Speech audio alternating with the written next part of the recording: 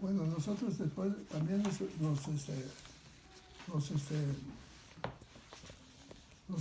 con estos, ¿cómo se llama? Con estos anuarios que yo compraba anualmente y se los regalaba a todos los muchachos. Anualmente, pero tengo un montón de estos anuarios. Ahí vienen todos los datos y la ubicación de las estrellas. Ahí vienen muchos registros, muchos numeritos. Ahí dice, puede quedarse con el anuario. Ay, gracias. Había muchos datos interesantes y con esos datos podíamos localizar fácilmente la ubicación de las estrellas. Porque las estrellas van cambiando, pues día a día se va moviendo la Tierra de su órbita. Dimos pláticas muy interesantes. Habían ingenieros, habían de todo. Todos daban pláticas. Todos eran entusiastas. Pero pues muchos de ellos pues no podían continuar y se salieron de ahí y venían otras personas y así estuvimos.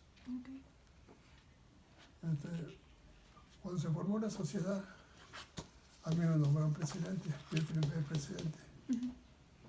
Y creo que lo hice bien, porque hasta me peleé con los de la televisión de aquí, porque publicaron una foto que yo había tomado aquí, la publicaron como de ellos.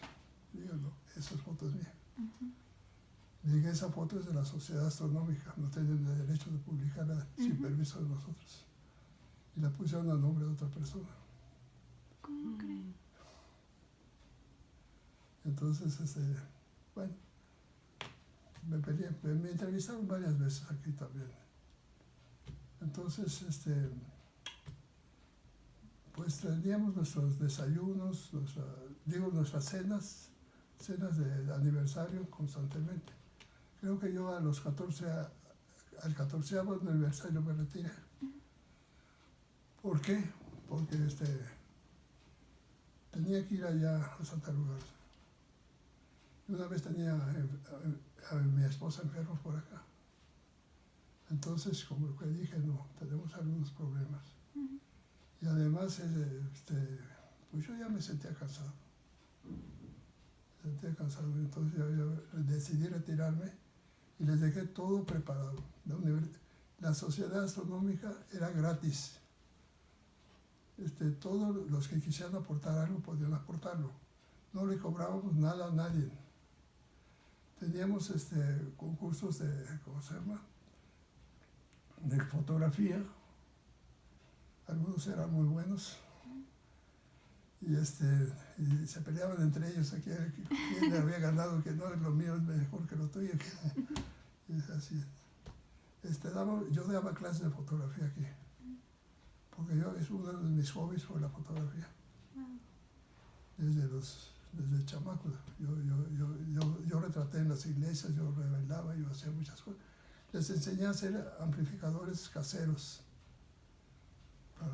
Porque en aquel entonces no se usaba la fotografía de los telefonitos. No había nada de eso, sino revelábamos a mano. Entonces yo les enseñé a revelar. Les enseñé cómo era la fotografía a colores. Se lo hice con 3 cámaras, con 3 proyectores y 3 filtros. El rojo, el azul y el amarillo, creo, no me acuerdo. Eran los colores fundamentales. Entonces se tomaba una fotografía, se ponía la cámara en un tripé, el mismo objeto se retrataba con un filtro de color rojo. Se quitaba el filtro, se tomaba la misma fotografía con el filtro verde. Sin mover la cámara se tomaba con el filtro amarillo. Después, esa fotografía era en blanco y negro. Así surgió la fotografía.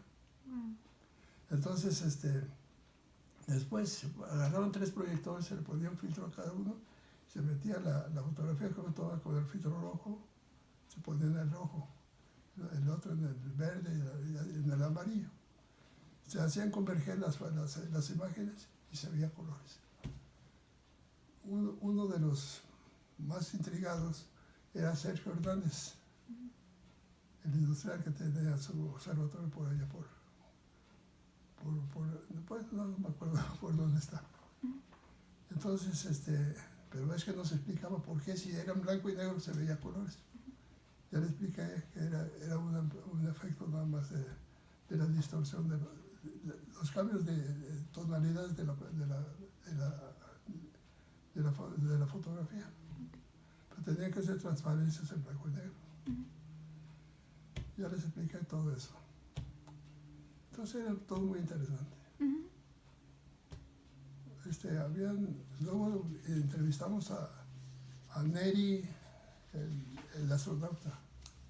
¿Cómo crees? Sí, él vino aquí y nos dio una plática. Y pues lo más que la dio en inglés. Ajá. Dio una plática en inglés. Wow. ¿Quién lo contactó? Pues no sé quién de los muchachos lo contactó, pero parece que fue ¿cómo se llama? Teníamos un amigo que se mató, uno que andaba en la moto siempre. Ahí está en la... ¿En el registro?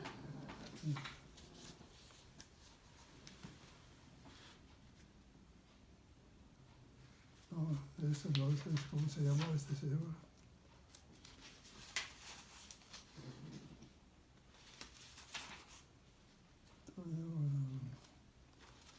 Era un señor grande ya.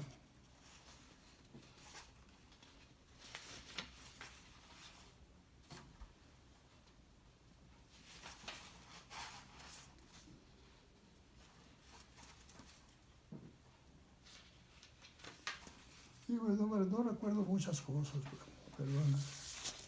Se me han olvidado los nombres y todo. Aquí está Sergio Hernández Sánchez, es el que tenía su observatorio por el Instituto Tecnológico. Alberto López era el ingeniero. Ajá. Alberto López.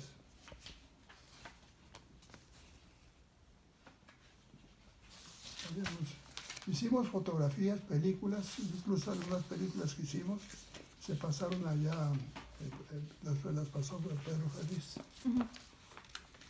del cometa Halley.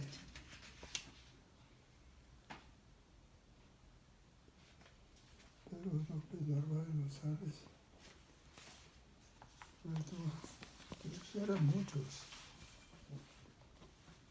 Pero yo estoy contento de saber que Marta y esta cosa del ingeniero Roberto han seguido con la sociedad. Sí. Y que no murió la sociedad.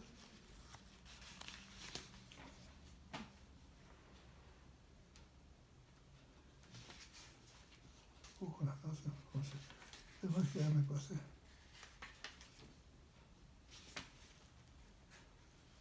No, pues no lo encuentro. Bueno. Es difícil, ahorita no lo encuentro. Ya se me han olvidado los nombres. ¿Sí? Carvajal.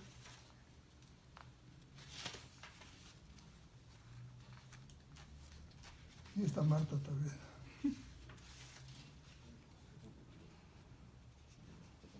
¿Fue en Santa Lugarda esa visita? ¿Dónde Santa Lugarda? ¿Dónde? ¿Fue en Santa Lugarda que vino? Sí, él venía a Santa Lugarda. Sí, la entrevista la hizo en Santa Lugarda. Sí, ahí en Santa Lugarda. Ahí dábamos también clases. Wow. Santa Lugarda, bastante tiempo. Digo, aquí en el laboratorio estuvimos como 3 años nada más. Y luego ya nos fuimos a Santa Lugarda. Okay. Yo al principio, cuando no tenía yo, bueno, sí tenía ya la cúpula, pero bajaba yo el telescopio por comodidad de todos, porque la cúpula la tengo acá. Y pues es un observatorio pequeño y no cabíamos todos. Entonces bajaba aquí el telescopio, el reflector que tengo ahí.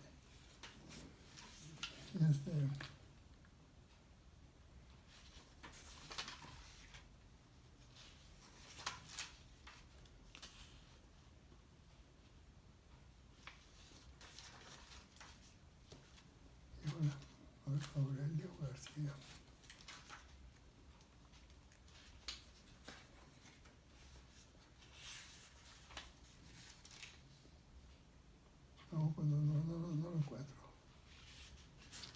Este señor era muy activo también. Yo tenía una moto y un día pues agarró un carro, lo hizo pedazos.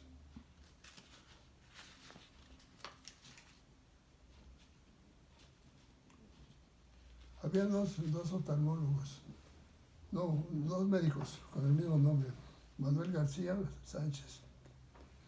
Era un sabio este señor.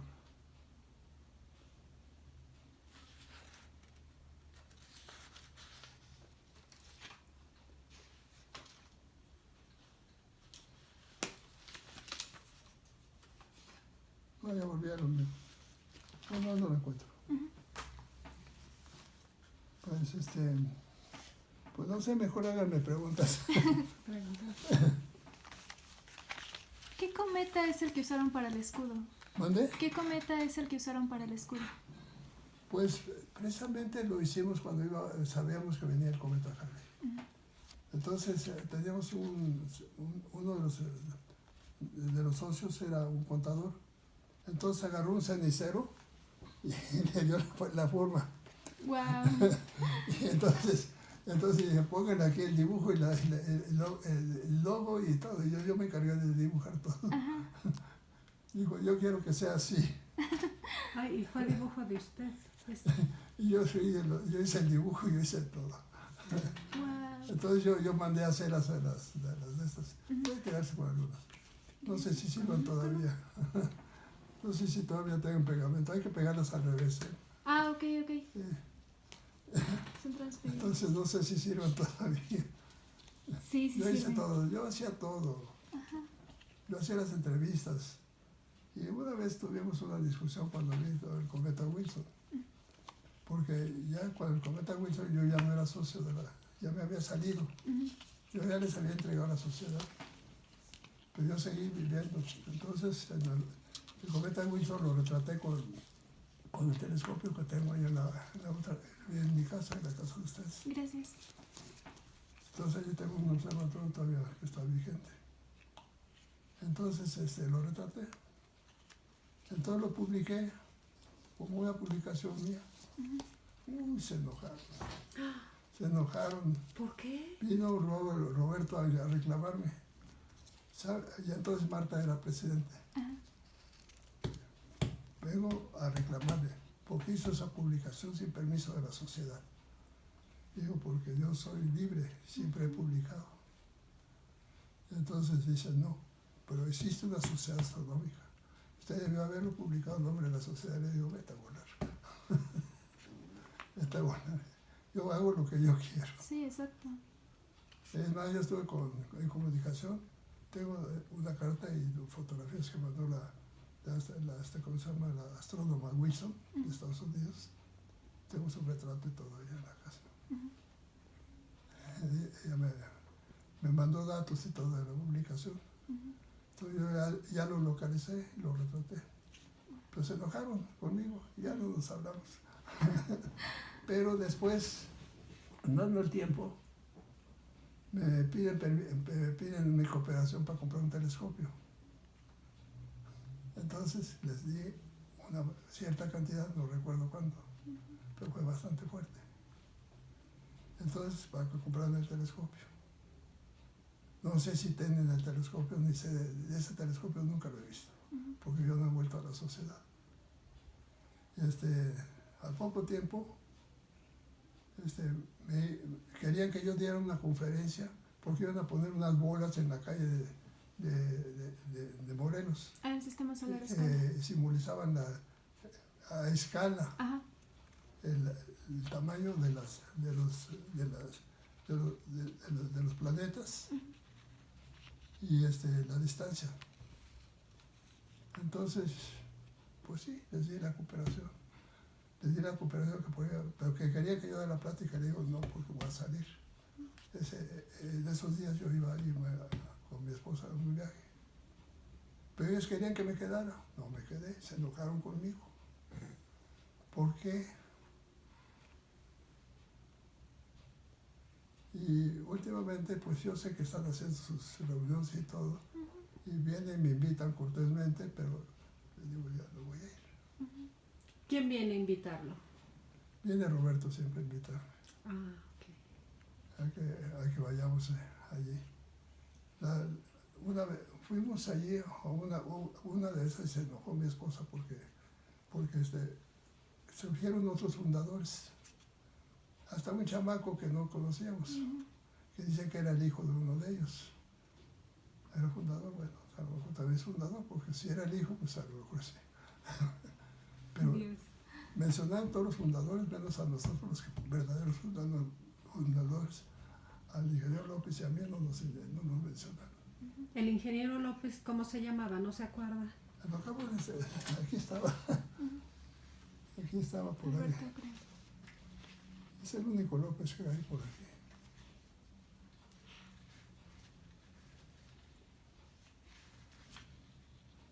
Pero él y yo fuimos los verdaderos fundadores. Dos nada más. Pero está bien las que matan. ¿En qué año fue? Creo que fue en 1979, no sé, ahí dice Ah, El escudo es del 84. 84, Ajá. 84. Bueno, 84 entonces. Alberto López. Es Alberto López. Alberto López, él también perteneció a la Sociedad Astronómica de México. Pero yo poco lo vi porque pues yo era titular y entonces también daba pláticas y todo. Y todos los titulares dábamos alguna plática. Y también la podía dar el que quisiera. Pasábamos películas de lo que habíamos tomado, porque yo retraté muchos eclipses. Muchas de mis películas por ahí andan todavía aquí arriba, empolvadas y todo, porque ya no se usan esos sistemas de películas de las antiguas, ¿no? Super 8 y esas cosas. ah, qué. Lo que quiera llévese. No. ¿Qué tanto valía? Menos mi credencial es así. Sí, Y el libro tampoco. Ah, porque Aquí este recuerdo de mi maestro, Sí, claro. el maestro Elpidio López. Ahí está. Aquí está su retrato, este cuate. No, le estoy acomodando aquí. Aquí está. Oh, wow. ¿Dónde está por aquí en el libro? En Chignahuapan. Ujú. Aquí está. No, estos son de los que habían de... ¿Este libro salió a la venta? Sí, sí, esos dibujos de ¿cómo se llama? Todos esos eran los que habían en aquel entonces. Yo también estuve con el ingeniero Gallo, del observatorio de allá ¿cómo se llama? El que estaba en México, el que está en México, el observatorio, ¿cómo se llama?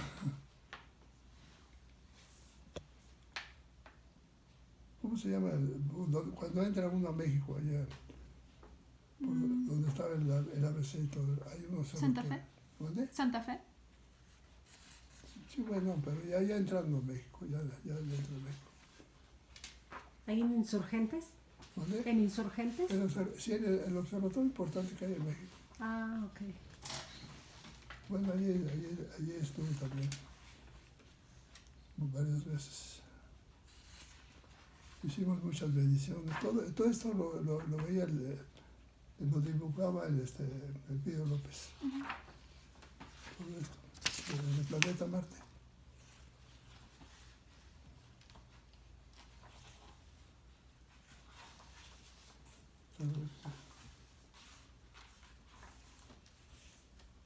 Él hacía todos estos datos, todos estos datos. Y se tomó su tiempo, muchos años haciendo esto. Ahí lo ayudaron varios años. Mi hermano y yo estábamos junto con él. Eran los que nos prestábamos para estar allí toda la noche. Pero son otras épocas. Pues no sé de dónde sacó esa fotografía del Elpidio López. Sí, en principio, para que lo meta ahí donde está. Sí, pero ¿por qué está afuera? Debo de haberlo sacado, debe estar en este libro. Sí, estaba en una página más adelante. ¿Dónde? Estaba en una de las primeras páginas más adelante. No, creo que no era él. Sí, sí, era. A ver, más Sí, adelante. sí, ahí está. Y en aquel, Fernando Escalona era otro de los buenos, de los maestros buenos. Escalona.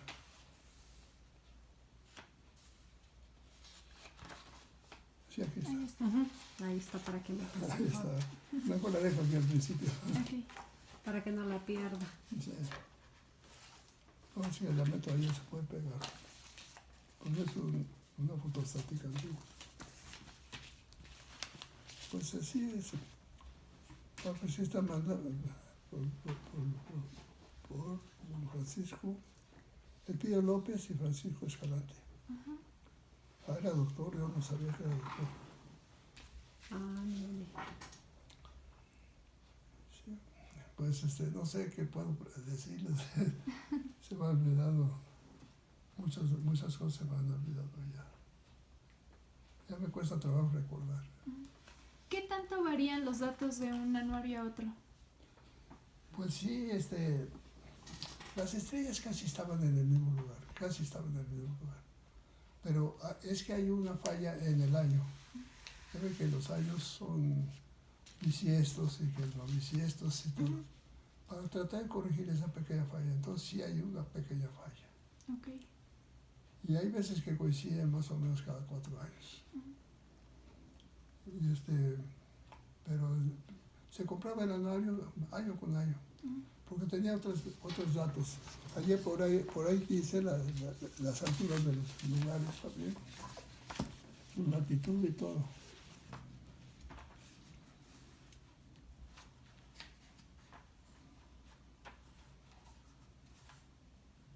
Sí, aquí están las ciudades, y buscan la ciudad que les interesa y ven a qué altura está y todo. Ah, ok.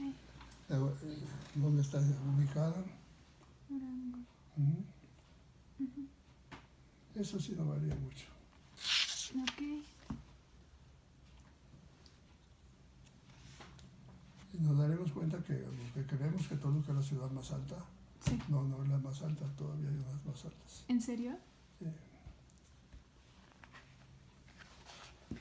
No sé Zacatecas a qué altura está, porque Zacatecas nieva.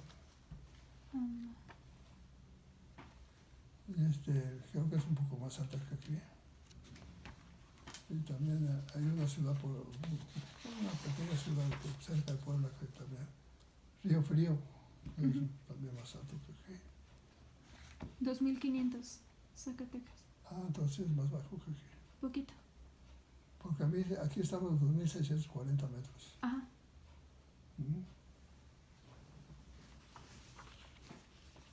Cierto, hay una de 2700. ¿Dónde? Hay una de 2700. ¿Cuál es? 14 en San Luis Potosí. ¿Ya ves? Ah, Real de 14, sí. Ajá.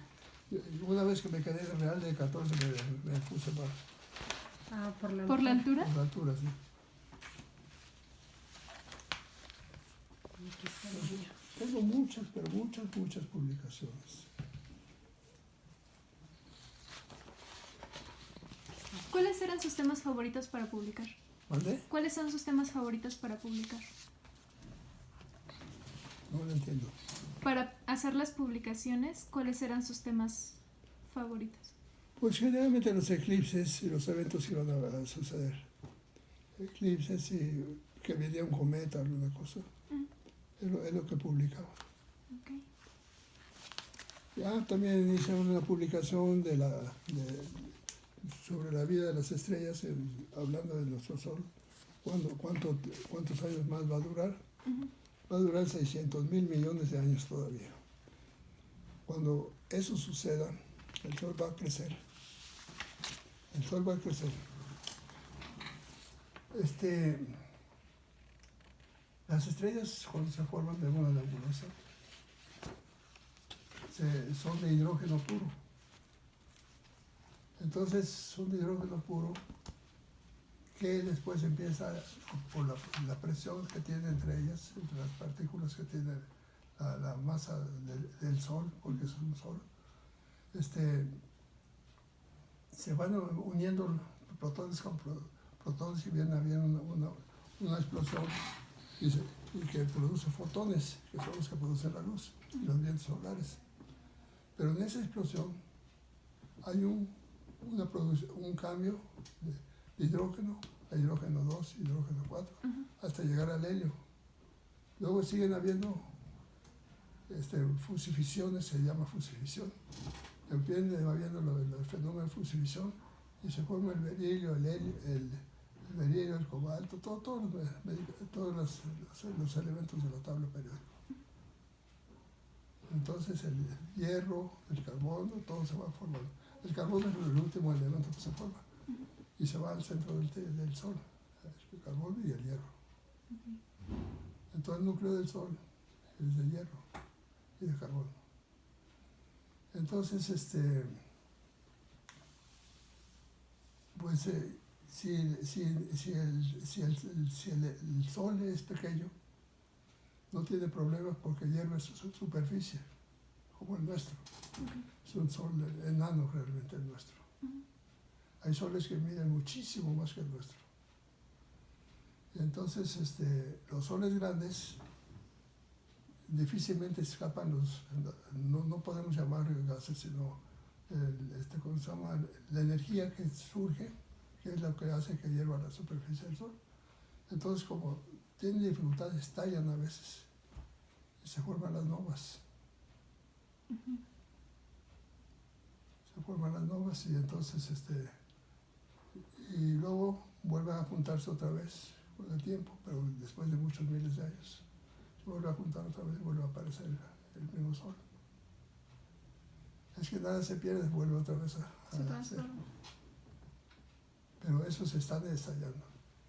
Bueno, en ese proceso se va desgastando el hidrógeno, acaba el hidrógeno.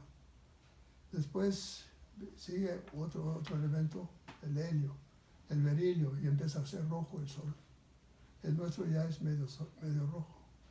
Es un Sol amarillo el nuestro.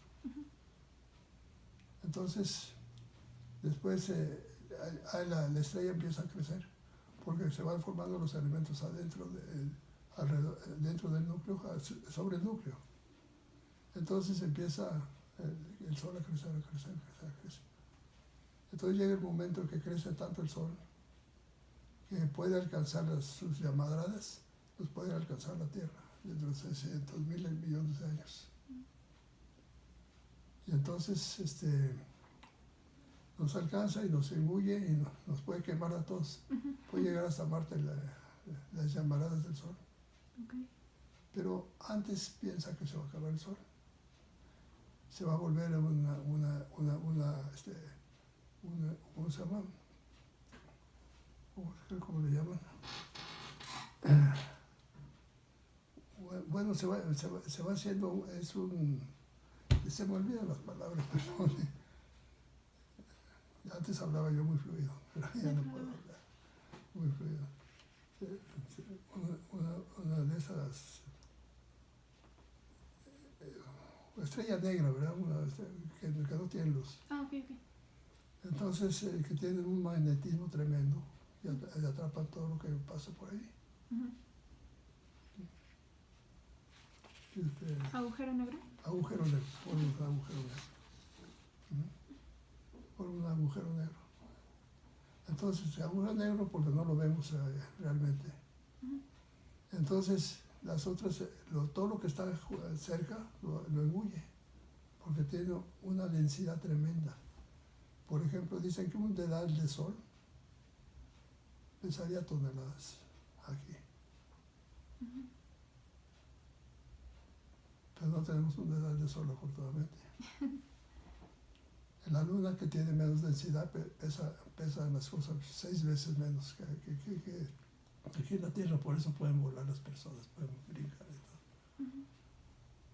Dependiendo de la densidad del planeta, también la atracción, la atracción que tiene la gravedad. que se está diciendo actualmente de Betelgeuse, ¿Dónde? lo que se está diciendo actualmente de Betelgeuse, No lo entiendo. lo que se está diciendo de Betelgeuse en Orión, la estrella que está perdiendo brillo, ¿se Sí. puede hacer una supernova de la nada? Sí, nuestra estrella está perdiendo brillo, Ujú. brillo constantemente. Ok. Pero nosotros casi no lo notamos, porque es una transición de muchos miles de años. Ah, ok. Entonces ahorita ya se calcula que ya somos una estrella amarilla, Ujú. pero nosotros vemos la luz blanca, porque estamos muy tranquilos, ¿no? Ujú. Vemos el sol y nos deslumbramos, está blanco, Sí. para decir que es una estrella amarilla. Ok.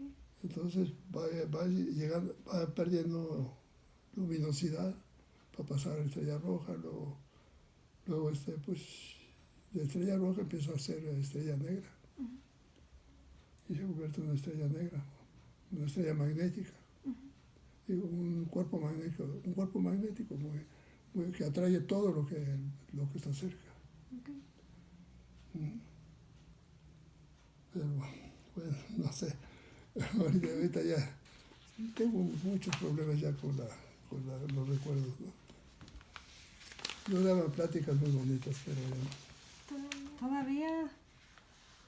no, ya no. Yo tengo muchos diplomas, me invitaron a dar muchas pláticas por todos lados. Allá en otro observatorio lo tengo. Wow. Aquí tengo todavía uno.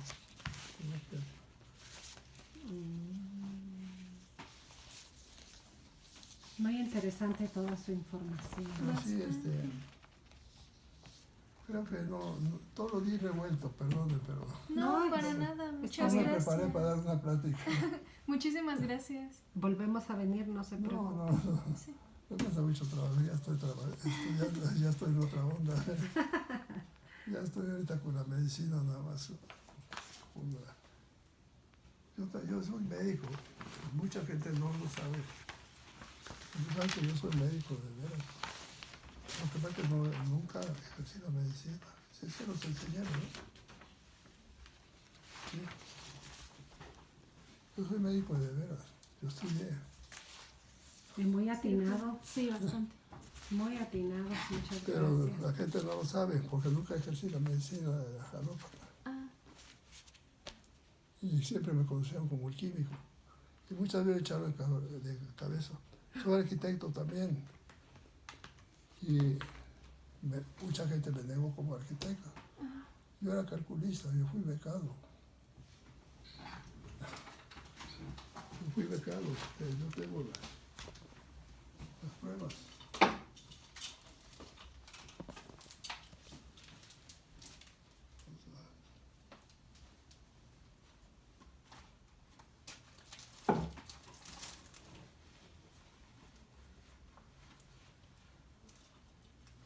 Vamos a ver aquí.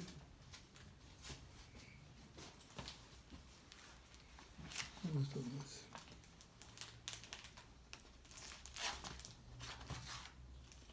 ¿Dónde están las? Pero sí, yo fui becado por la escuela de arquitectura. Pero muchos me niegan como arquitecto. Aquí está en francés. Está en francés la carta. wow. Podría estudiar. Resulta que yo di una plática en la escuela en el colegio de matemáticas de la universidad. Y quedó tan contento el rector Labor Carrillo que pidió que me dieran una beca.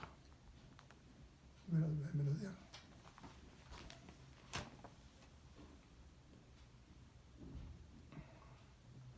En este consabe como químico hice también muchas cosas. Yo fui el descubridor de una forma de detectar la urea, de hacer los análisis de la urea. La última forma que se usó antes de... La mejor técnica que se usó antes de entrar a los autoanalizadores. Cuando ya entraron los autoanalizadores cambió todo. Pero usted ya Yo tenía trabajaba en la embajada americana. Entonces me mandaron investigador ¿cómo se llama? Al doctor en ciencias de investigación de la universidad. ¿De dónde es originario usted? ¿Mandé? ¿De dónde es originario? Bueno, originario, quién sabe, porque mi mamá era yucateca y mi papá era de México. Yo nací en Puebla. Y mi mamá era yucateca, pero era descendiente de una abuelita que venía de hijos extranjeros. Mis bisabuelos, de parte de mi mamá, la bisabuela era francesa y mi bisabuelo es español. Y a los dos los fusilaron en quién sabe qué año, cuando andaban, que no querían a los franceses aquí. Ok. Quedaron huérfanos, y entonces no, porque sus bisabuelos, a ver, era la abuelita de mi mamá, entonces era mi tatarabuela, ¿no? Sí. No, la abuela de su bisabuela, era su bisabuela. No, mi abuelita era mi bisabuela. Su bisabuela. Yo pensé que usted era de Mazatlán. No, yo viví en Mazatlán 10 años.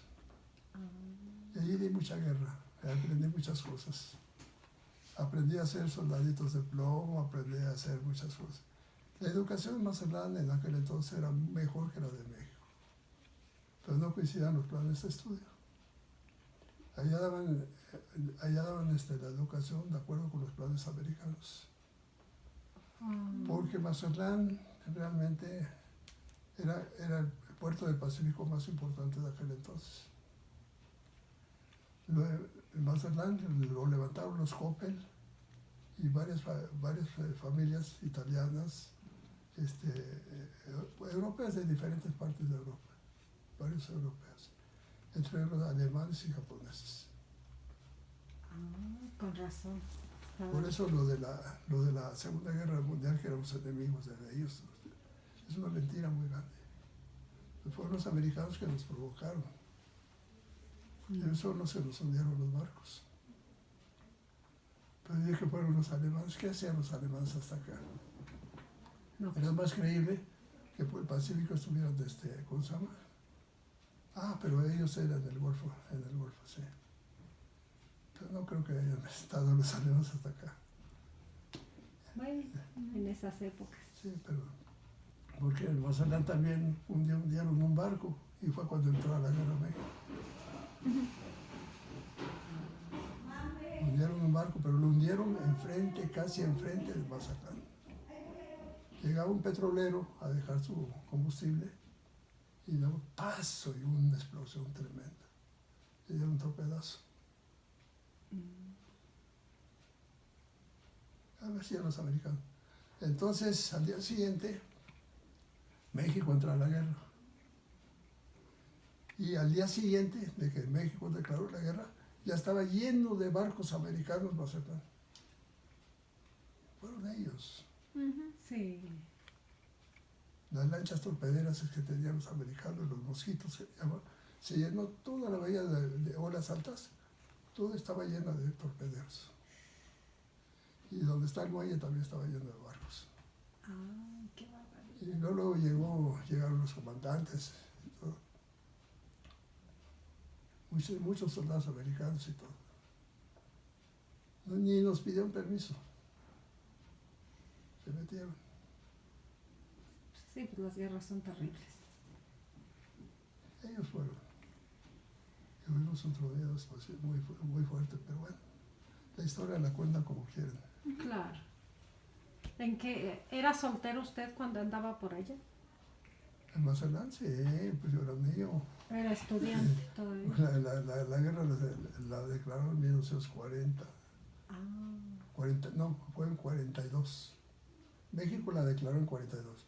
Los americanos ya estaban peleando por ahí. Pero la guerra empezó realmente en Europa, primero con la guerra de España. Y la guerra de España coincidió también, no sé si les dije a ustedes que hubo ¿cómo se llama? un fenómeno solar ¿Una aurora? una aurora boreal. Ujú. Sí les enseñé Sí. las fotos. Bueno, no las fotos, les Nos enseñé, contó. les conté. Coincidió. Y entonces la guerra de España y después ya empezaron los alemanes a invadir. Pero era por Hitler, no porque los alemanes fueran malos. Lo que pasa es que Hitler formó una generación de personas, de muchachos que les lavó el cerebro, ¿verdad? Ujú. Entonces así se hizo la guerra. Pero mucha gente adulta alemana no quería la guerra, Ujú. No, pues no. nadie quería la guerra. Las auroras boreales entonces se pueden dar en cualquier parte del mundo. En cualquier parte del mundo se pueden dar, pero casualmente. Principalmente se dan en los polos. ¿Qué condiciones se necesitan para una Lo que aurora boreal? pasa es que, permítame, ahorita te digo cómo está el asunto. Aquí tengo la pluma. Bueno, tenía pluma, no la traje, así sí tengo. No, esta es una lupa. Sí, no traje la pluma. Viene desarmado. Pero mi memoria ahorita no anda muy fresco, ¿eh? No hay problema. Y eso depende de muchas cosas, de a veces de cómo duerme uno.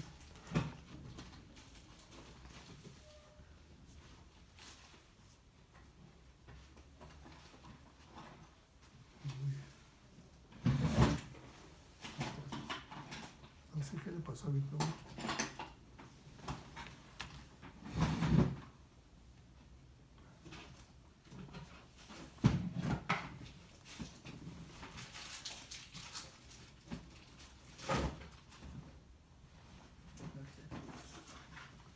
Aquí tengo plumas.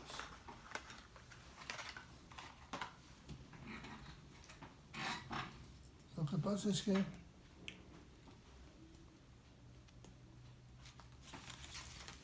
todo cuerpo que gira produce electricidad. La Tierra está girando, es un movimiento de rotación.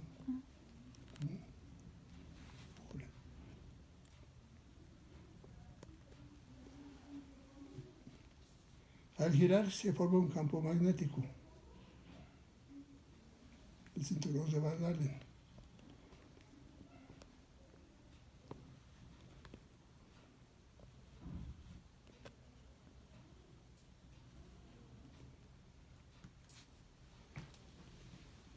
Entonces aquí teníamos el polo norte y el polo sur. Entonces la electricidad emigra hacia los extremos. Ah, Entonces la parte más magnética de la Tierra está en los polos. En los polos, si usted lleva una brújula, la brújula se vuelve loca. Empieza a dar de vueltas. Se convierte en un motorcito. Entonces es como un imán de herradura. El imán está aquí abajo, principalmente aquí. Y aquí este es donde se forma el campo magnético. Uno tiene el polo positivo, polo negativo, digamos. El positivo en la Tierra le llamamos al polo norte y negativo al sur.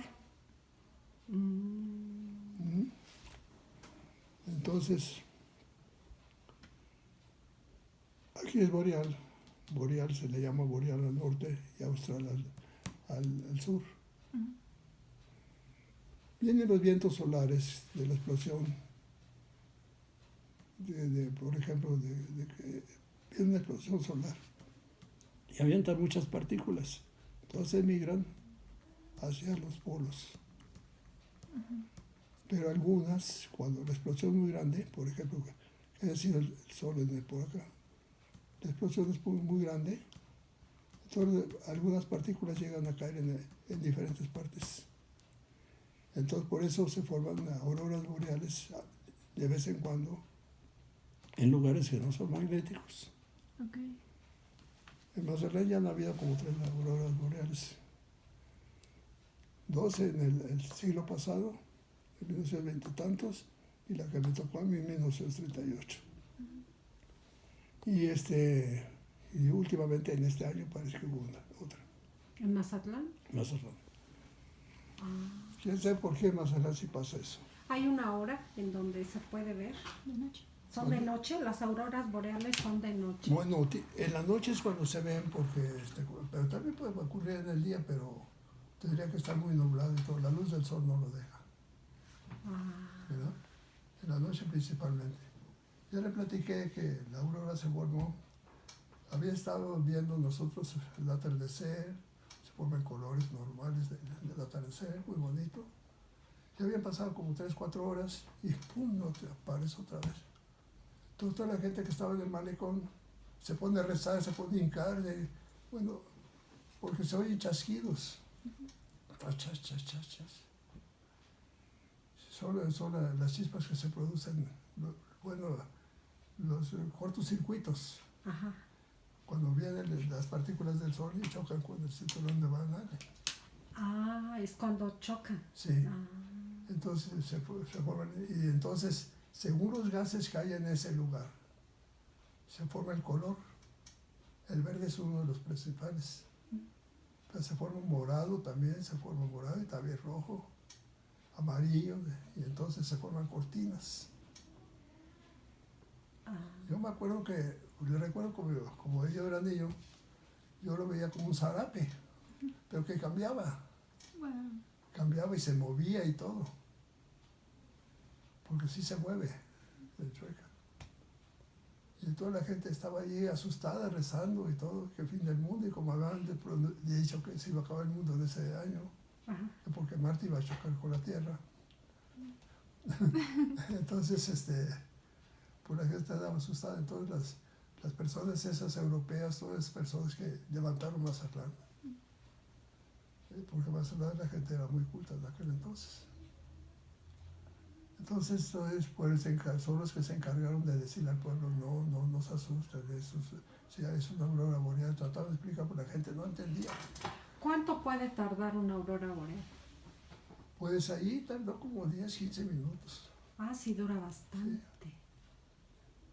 Sí, pues tuvimos tiempo de verlo, porque todavía fue una de las señoras y le dice a mi esposa, la señora no se asuste, no es que haya vuelto a salir el sol, porque mi esposa, mi mamá creía que había vuelto a salir el sol.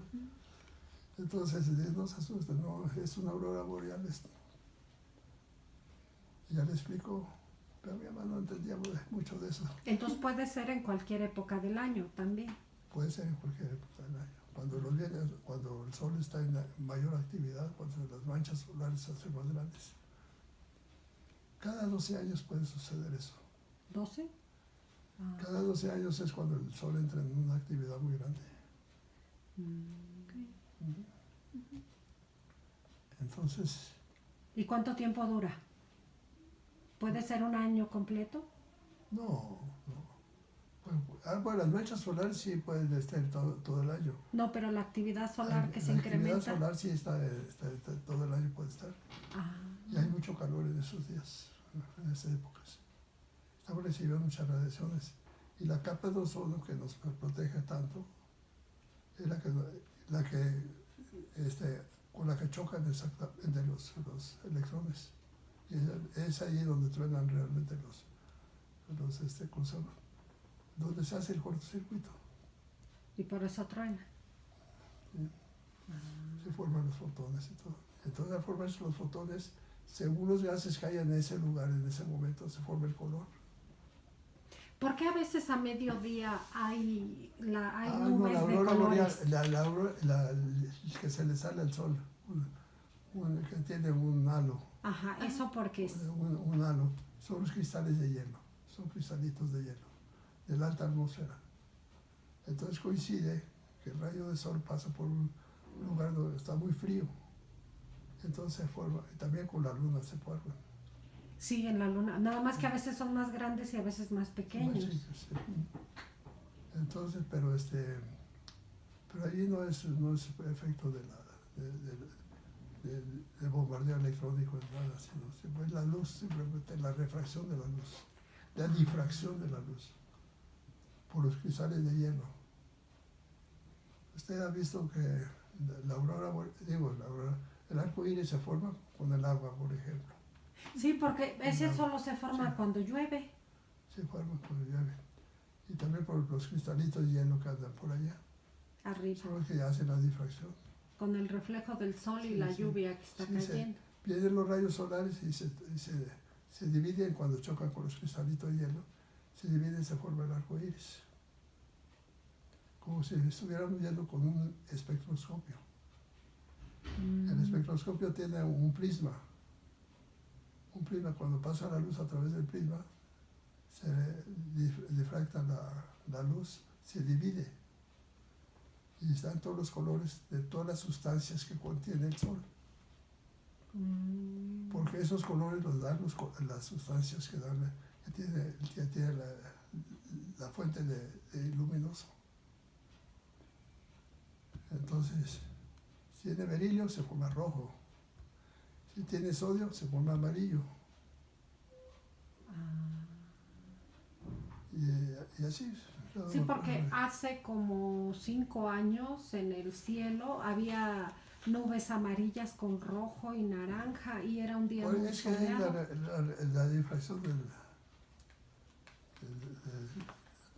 ¿cómo se llama? De la luz. Ah, ok. ¿Dónde dejé mi cédula?